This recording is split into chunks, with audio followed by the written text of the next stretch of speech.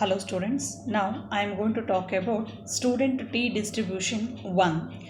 So introduction about this T distribution in the module 5 sampling theory in the subject complex analysis, probability and statistical methods. So this is what the standard T distribution table of degrees of freedom. It is starting from 1 to 1, 2, 3, 4, 5 and so on up to 1000 will be there, both at 95% and also 99%. So if we know that degrees of freedom is the corresponding student T distribution at 95% and also 99%, easily we can find out the respective standard values from this table. Usually in an examination, they will give the standard T distribution value in the question paper itself. Suppose not given means they will give the table like this. With the help of this table, easily we can find out the student T distribution values. Now, before going to start this T distribution, first we should know what is meant by this degrees of freedom. So, why we have to use this T distribution means, so test of significance for a small samples. Just for small samples only, we are going to use this T distribution. So first we'll know about this degrees of freedom. The number of degrees of freedom, so DF, usually denoted by nu, is the number of values in a set which may be assigned arbitrarily. For example, suppose that we need to find three numbers whose sum is 25. That is to find A, B, C, such that how we can write that numbers means A plus B plus C, which is equals to 25. We can arbitrarily assign values to any two of the variables A, B, C, and hence these are the degrees of freedom if there are n observations. So degrees of freedom is n minus 1. Here you just remember like this, if n values they given means, if we want to know the degrees of freedom means that formula will be n minus 1. That is what degrees of freedom. Now we'll think about the student T distribution. Sir William Gossett, under the pen name student, derived a theoretical distribution to test the significance of a sample mean where a small sample is drawn from a normal population.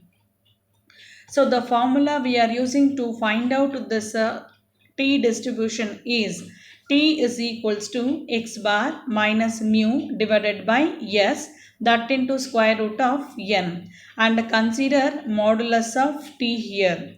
So x bar represents, it's a mean of the sample, and mu represents the mean of the population, and S square or S that represents the standard deviation of the sample, and n represents the number of terms, the number of values they given in the question. So now one more thing you have to remember here, if modulus of T is greater than the T 0.05, T 0.05 represents the standard T distribution value at 95% level of significance or 5% level of significance. So then the difference between x bar and mu is said to be significant at 5% level of significance. Similarly, if modulus of T is greater than T 0.01, then the difference is said to be significant at 1% level of significance. So here you have to remember, like in this way you just remember, if the obtained T distribution value is greater than the standard value of T distribution means, then we have to reject the obtained value. Suppose the obtained value is less than the standard value of T distribution means, then we have to accept the hypothesis. This is what the meaning of this note. Now we'll do some problems based on this T distribution. We'll see the first problem. Find the student's T for the following variable values in a sample of 8. So minus 4, minus 2, minus 2, 0, 2, 2, 3, 3.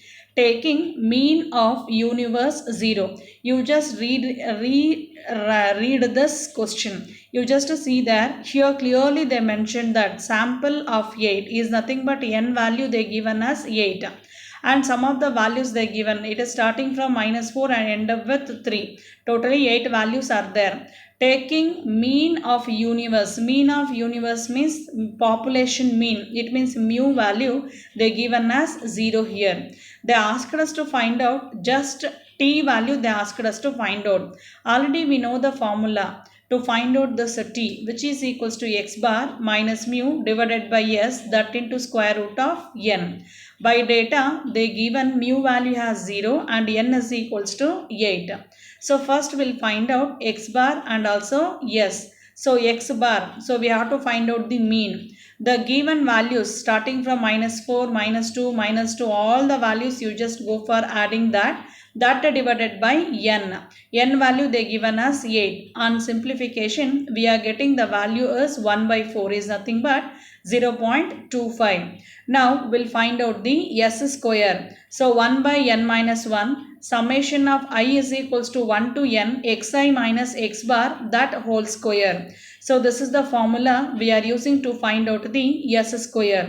So in the formula you just substitute all the values like 1 by 7 minus 4.25 that whole square plus minus 2.25 that whole square up to the last value 2.75 whole square.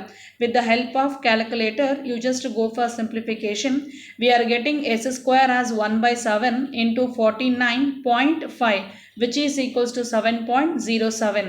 So I want actually s value here. So s is equals to 2.66. You just take the square root, you are getting s value as 2.66. After getting all these values you just substitute in the formula t, that is 0.25 minus 0 divided by 2.66, that into square root of 8. So we are getting 0.266. This is what our required t value. Now we'll see the next problem. You just see here the 9 items of a sample have the following values: 45, 47, 50, 52, 48, 47, 49, 53, 51.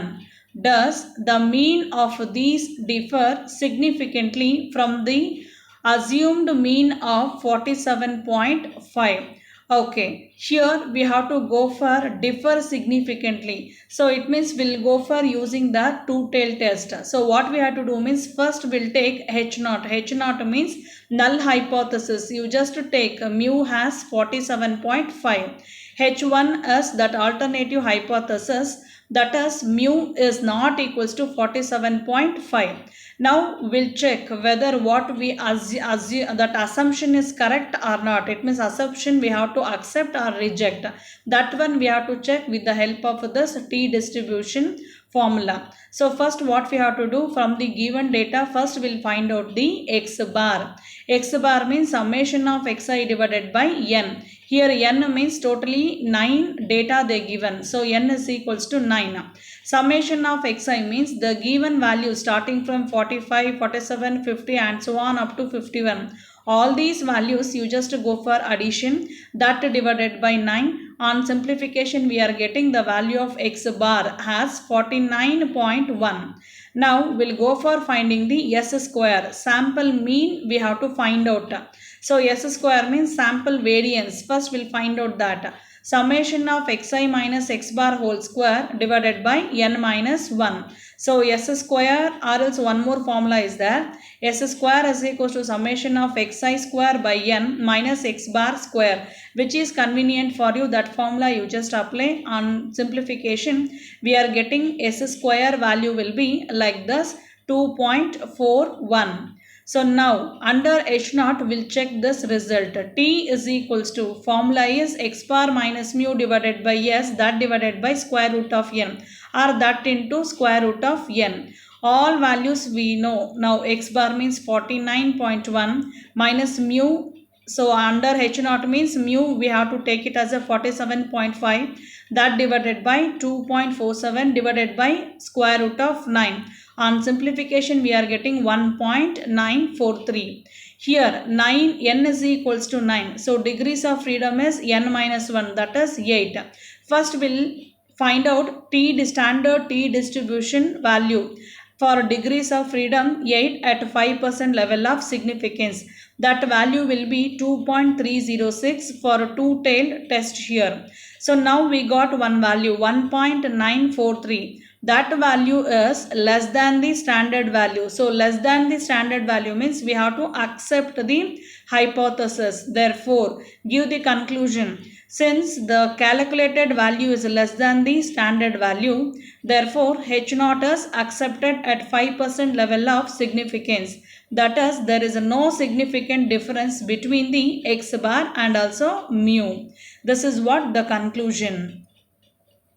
Now we'll see the next problem. A machinist is making engine parts with axle diameter of 0.7 inch. A random sample of 10 parts shown mean diameter 0.742 inch with the standard deviation 0.04 inch on the basis of this sample. Would you say that the work is inferior? So here also the same thing. So here they given the mean of the population they given as mu is equals to 0.7. So we have to check now the work is inferior or not. So H0 you just take it as a mu is equals to 0.7 and that H1 as mu is not equals to 0.7. So it means mu is equals to 0.7 is nothing but there is no significant difference between X bar and mu. With the help of two-tailed test we can write mu is not equals to 0.7. Now we'll check this data whether we have to accept the hypothesis or reject. That depends on the T value. So clearly in a question they given the value of X bar and else and S value they given and also N value they given. All these values you just substitute in the T distribution formula. On simplification we are getting 3.16. Now we have to see the standard value. Degrees of freedom is 9 here. At 5% level of significance, degrees of freedom is 9. The value will be 2.262. The obtained value is 3.16, which is greater than the standard value. Is nothing but we have to reject the hypothesis at 5% level of significance. Is nothing but X bar differs significantly from mu. Hence the work is inferior. So like this we have to solve the problems. Thank you.